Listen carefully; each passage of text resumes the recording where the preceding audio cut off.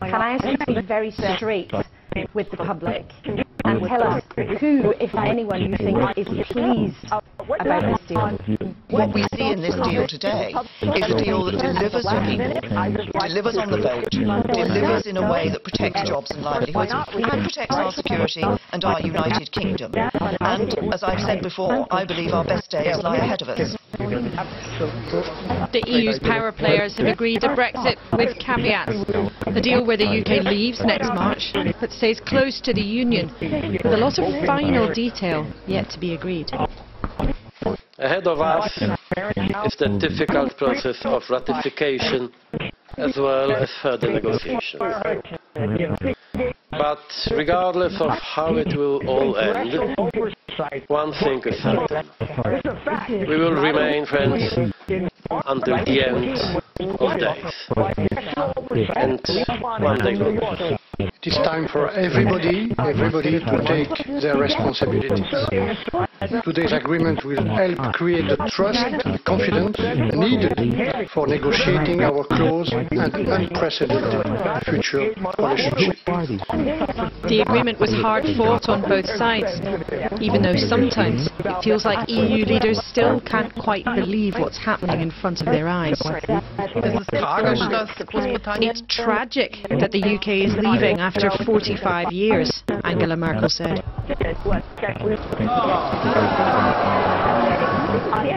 But there may be more theatre to come. MPs at home might kick out the deal.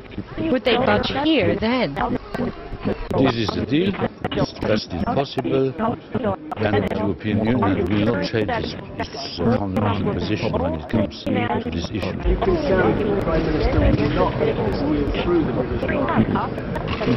I think it's not now our concern, it's the British concern. This is the max we can all do, both Theresa May and her government, as well as the European Union. No victors here today, nobody winning, we're all losing. There have been many moments when it has not been clear that Theresa May would make it this far, but her next steps, these vital few weeks, will determine her future and the future of the country too. For the Prime Minister, there is now only one direction.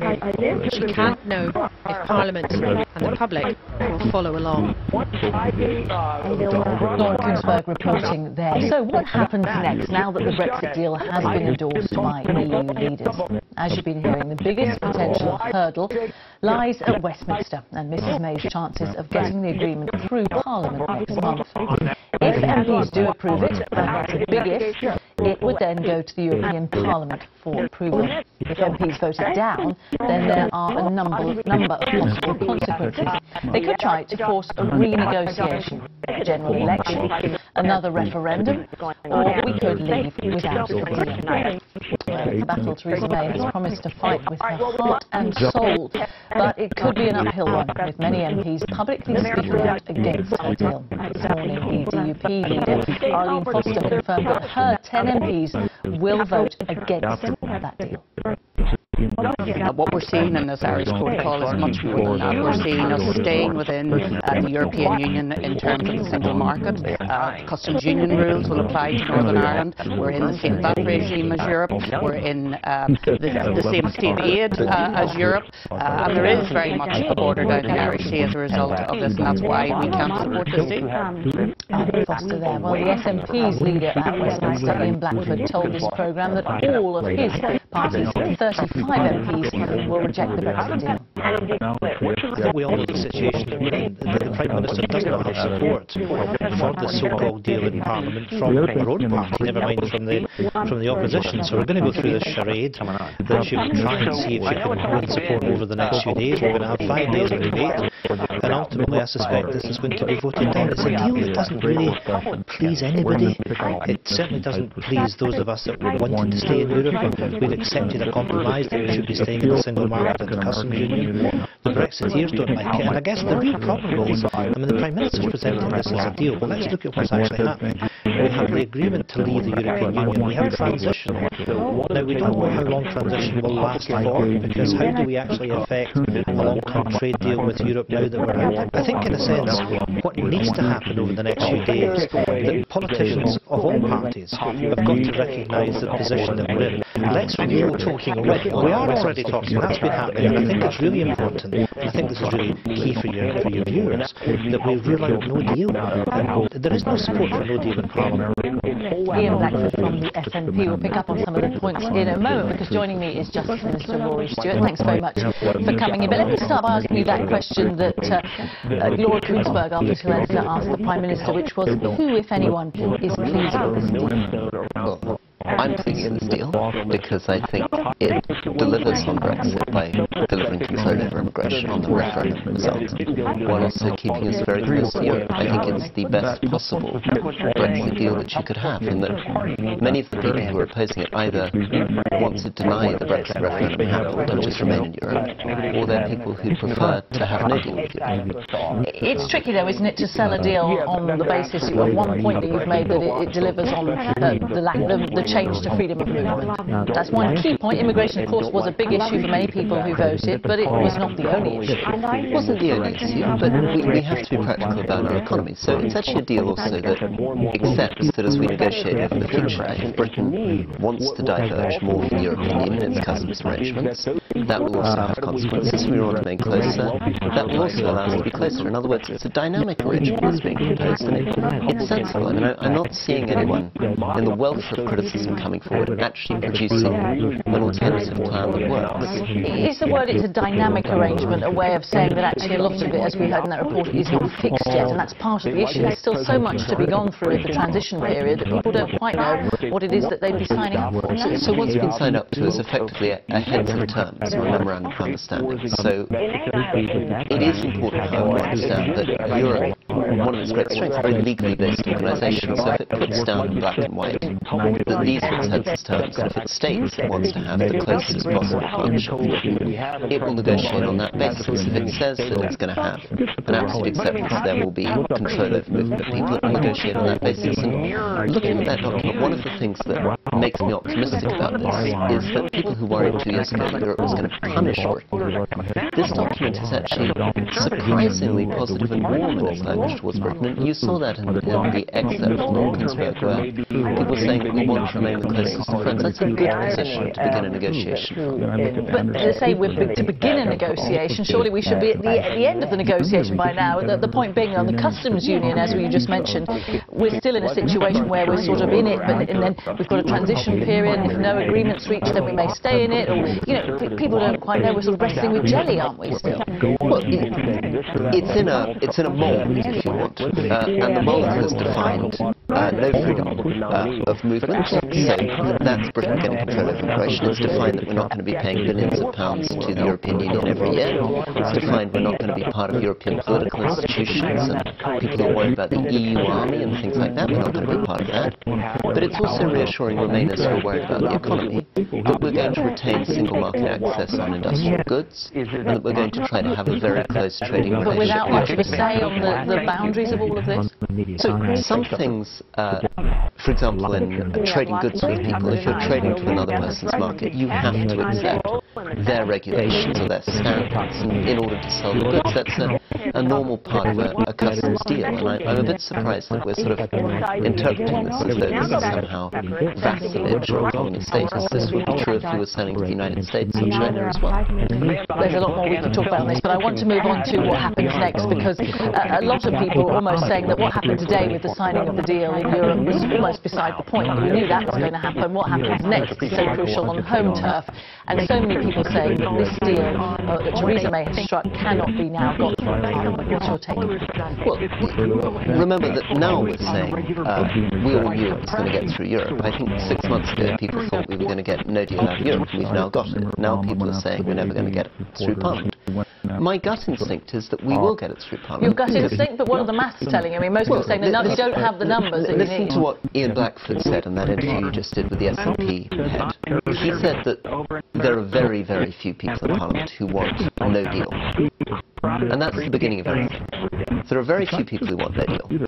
And there are very few people in Parliament who want to rerun the referendum. Then you're talking about a deal. And that deal is going to look very, very like this deal. So in the end, I think sense has to prevail, because actually the people who are pushing for no deal are just so small. But what about the idea that there may be people who had been holding out thinking, well, we'll go with it because we can maybe make some tweaks? We've heard very clearly from Europe today that there are no tweaks to be made. The deal is as it stands, and the idea that people might vote for few in the hope that then they can then sort of make a bit more renegotiation, that is not up for grabs. No, and it's not reasonable, because in a negotiation of this sort, you've got an individual, the Prime Minister, negotiating with over 20 other member states in the European Commission. So it's not a situation in which 650 people in Parliament can amend and tweak in the way that you could with domestic UK legislation. In the end, it's an international treaty, so it has to be acceptable to both sides. And 2.5 years of work and civil servants and time have gone into getting the best deal we can. The question to Parliament now is, do you want this deal or no deal? Not, are we now going to go through another 2.5 year destabilising process? To people, because we've just heard the DUP have said they will take their 10 MPs and they will vote against the deal. We've heard the SNP say they will vote against the deal as it stands. So where are you getting your optimism from, is what I'm asking. My optimism is at the end, if you listen to that SNP interview.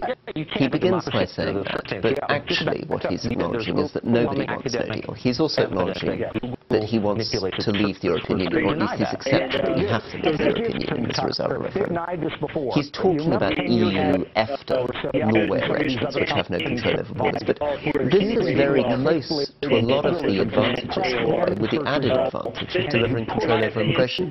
I can't actually see how the SNP in the end, and other people like that, wouldn't in the end accept that, although they don't see it as ideal, it's better than no deal. And in the end, we have to vote for this for the sake of the country. Well, it's going to be a crucial few weeks coming up. Very good of you to join us. Rory Stewart, Justice Minister, thank you very much. Time at 7:15. Let's have a look at our headlines here on BBC News. Theresa May urges Parliament and the public to back her Brexit deal after its endorsement at today's EU summit. Unsafe and poorly tested medical devices are being implanted into patients, according to a global investigation. And Parliament has seized the documents as part of an ongoing dispute between Facebook and a committee of MPs investigating the technology giant's use of climate data.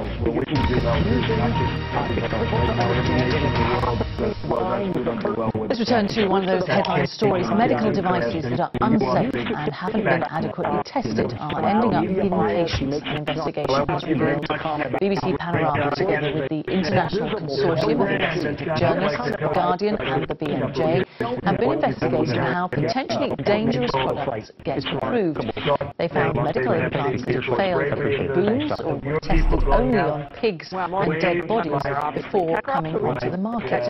The industry says millions of people have benefited from devices like heart pacemakers and artificial knees and hips. Deborah Cohen has this report. Medical devices can transform our health.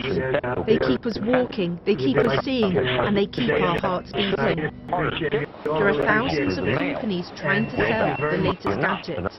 What they won't necessarily tell you is that new doesn't always mean safer or better, or that some devices might actually damage your health.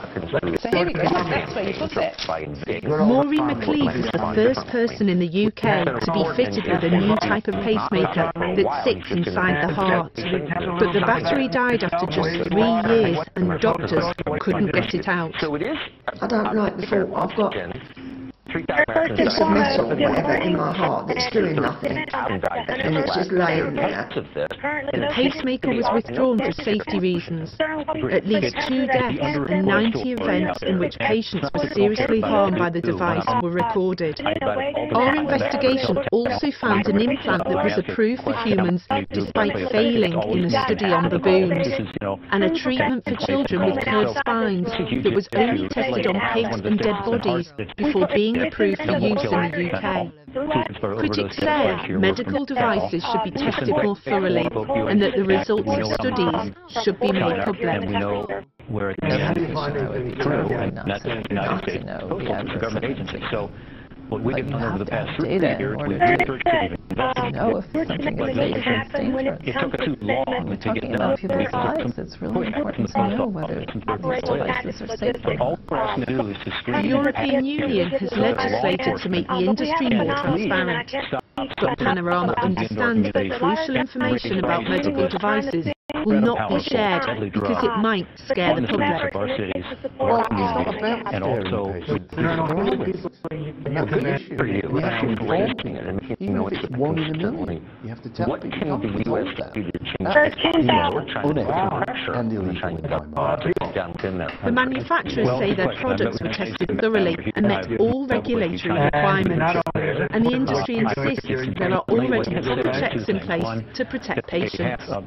Deborah Cohen, BBC News. And you can see more on that story on tomorrow night's Panorama. That's the great implant scandal at 8:30.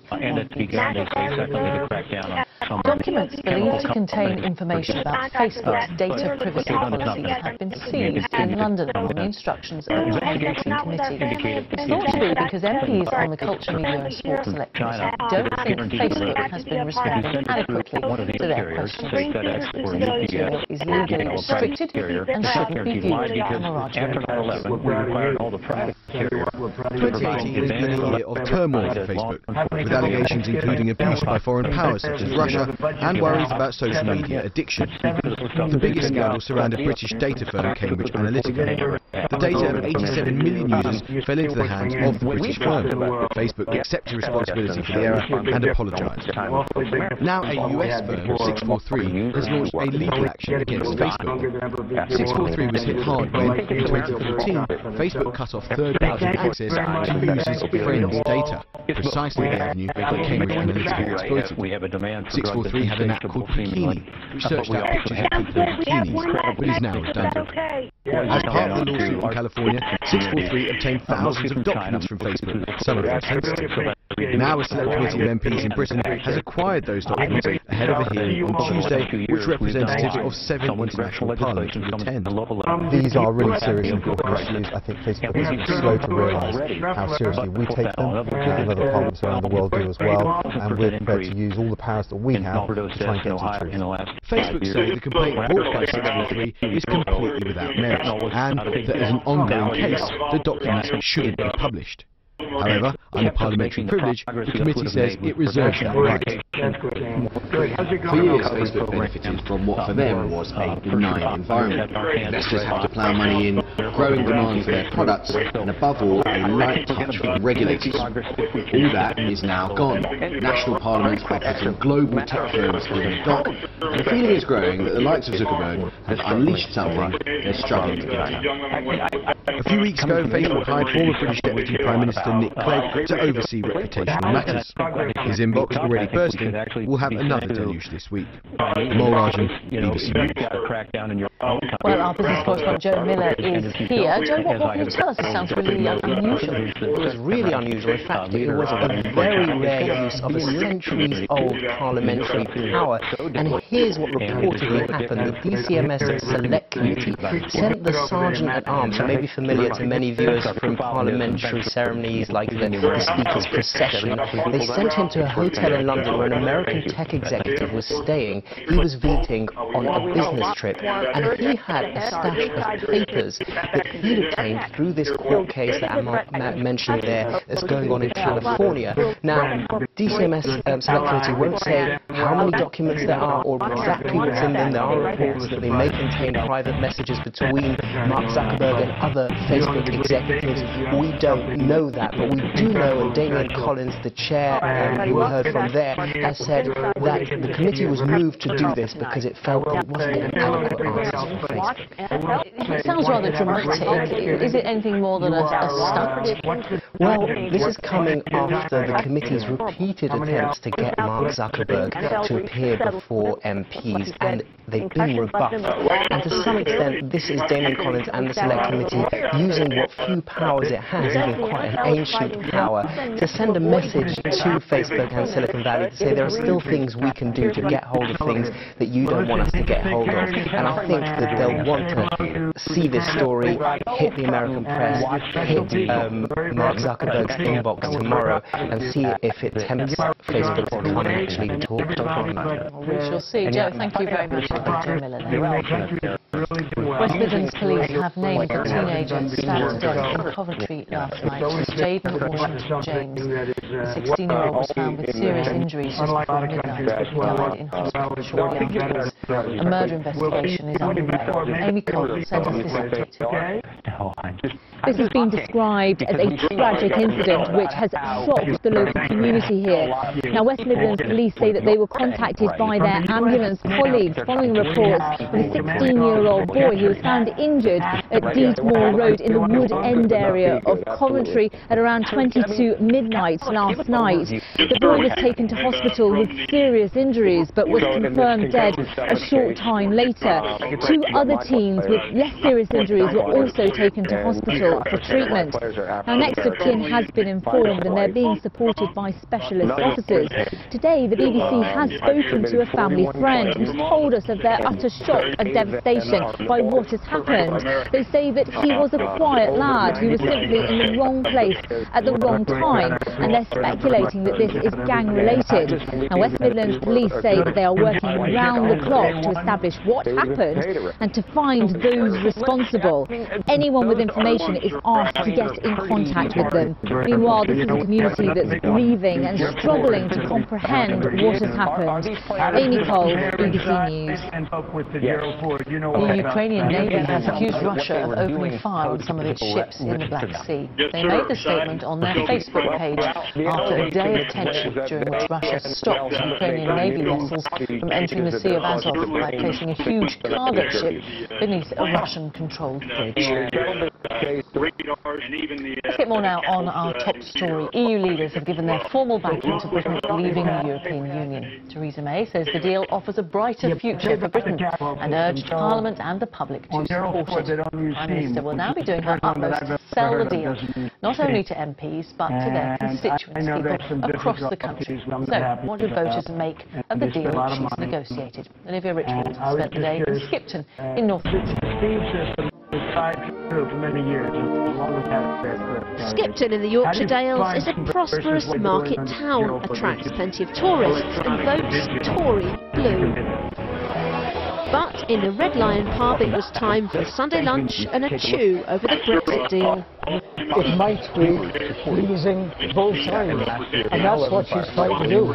She's trying to please everybody, and it's not going to be a good deal for either side. It looks unacceptable, and if enough Brexiteers have left the cabinet because it's so bad, and Theresa May and her Remain colleagues are just pushing it through, it looks awful. In the referendum, 53% of people here voted to leave the EU, similar to the national result. Among them, Zoe Venn, who's lived in the town all her life and helps to run the family canal business. I think it's just dragging on a little bit now, to be fair. I think they could just do with getting the deal done and then we can move forward, really, to be fair. In the town centre, the local band is on stage. The majority of them voted to remain, but we took 2 members with opposing views aside. I think it's a deal, it's a piece of paper that's got something on it. I can't see it ever happening. I don't think this country will leave the EU on those terms. I'm not sure we could leave the EU.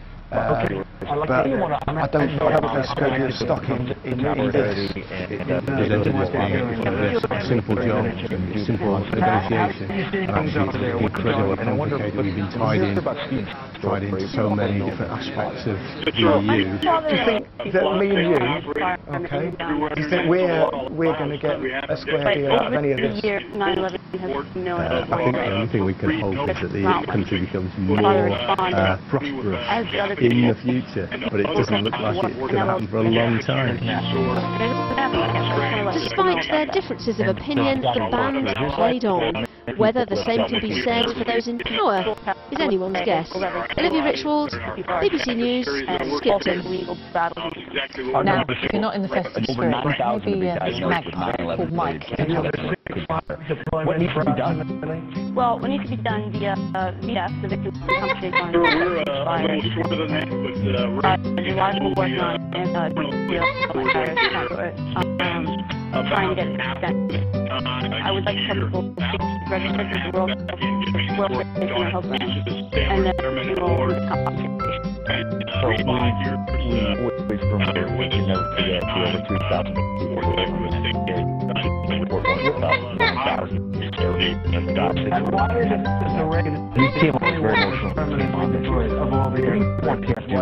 I'm hoping you got that it was Merry Christmas before we had to put it underneath. Apparently he's picked it up from listening to those around him. Okay, let's get a look at the weather now. Here's Thomas Shepherd. Hello. Well, after days of chilly easterly winds and at times cloudy weather, complete change on the way in the coming days. Atlantic weather systems will start knocking on our door from Tuesday onwards. Monday is still looking fine across the UK, that is if you don't mind those chilly easterly winds. This is what it looks like over the next few hours. So the wind out to the east continues to drag in some cloud. There'll be further showers around across Yorkshire, eastern Scotland. The temperatures by early on Monday above freezing in city centres. Outside of town there will be such a frost, particularly across northern and northwestern areas. And then tomorrow very much an east-west split. That easterly wind will continue to bring a lot of thick cloud to the east of the country, so from London, Hull all the way to Edinburgh, whereas in the west we'll have some sunshine, so fine weather for places like Cardiff, Liverpool and into Glasgow.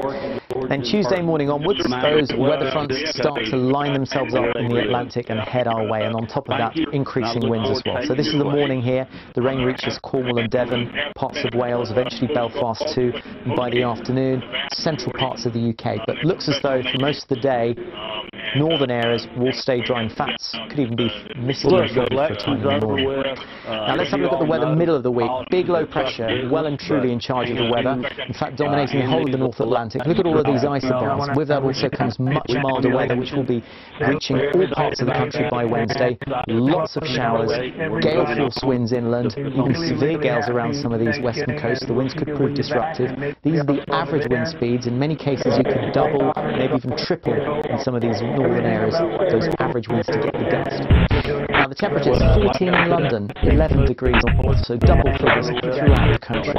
Now on Thursday, again low pressure very close to our neighbourhood, sending again strong winds, mild air and frequent showers, but in between the showers you'll get the sunshine too. That is if you're not stuck underneath a weather front, and there will be a weather front for a time at least across some areas. And then you can see the weather breaks and you can see some sunshine developing there through the middle part of the day. So it's not all bad, it won't be raining all the time. 14 degrees in London, but it won't feel like it if you're in the wind and of course caught in the showers. Then on Friday, again, low pressures move across the country, bringing further strong winds, perhaps to the south as well. Focus on care, especially rural health care. Making Georgia #1 for small business. All the things that we've talked about. That's exactly what it is. My message never waits. Hello, you're watching BBC News with me, Rachel Schofield. Here are headlines. Theresa May urges Parliament and the public to back her Brexit deal after its endorsement at today's EU summit. Jean-Claude Juncker, President of the European Commission, warns MPs that the agreement is the best and only deal on offer. Unsafe and poorly tested medical devices are being implanted into patients, that's according to a global investigation. Parliament has seized documents as part of an ongoing dispute between Facebook and a committee of MPs investigating the technology giant's use of private data. We're ready to go to work. And in 10 minutes, Click takes a look at the technology taking firefighting to the next level.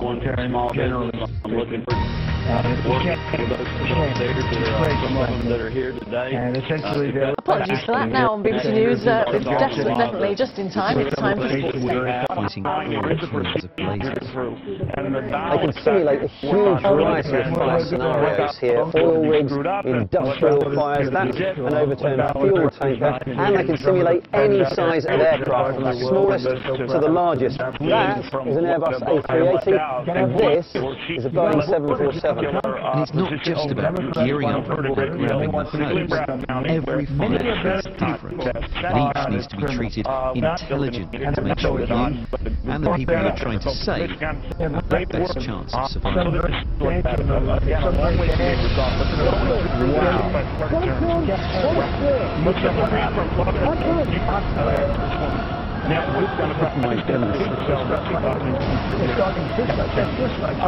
We're using the water as a protective shield.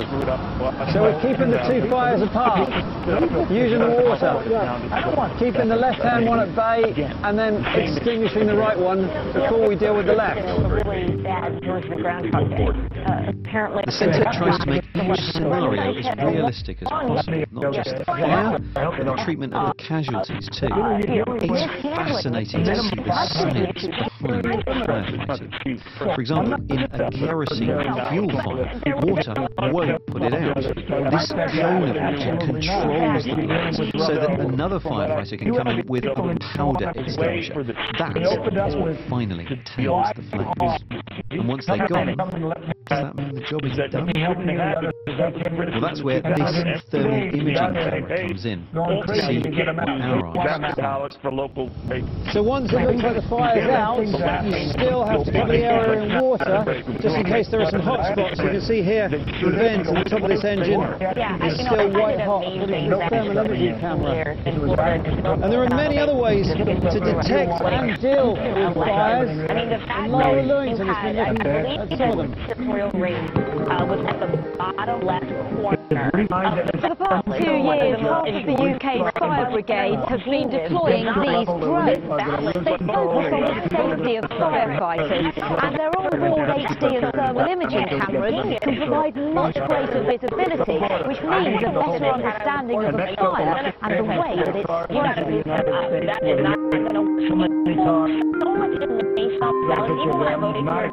Using a drone, we can get pretty much an instant overview of a whole fire in sort of less than 5 minutes, and start moving our machines and our firefighters around just like chess pieces really, all controlled by sort of your drone footage.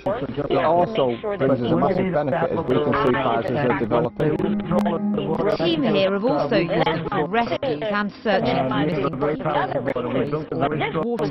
The HD camera being able to clearly zoom in on a face up to half a mile away.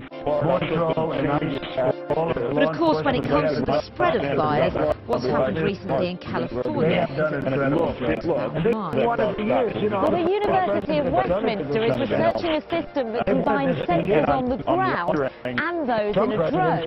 The aim? A solution for wildfires.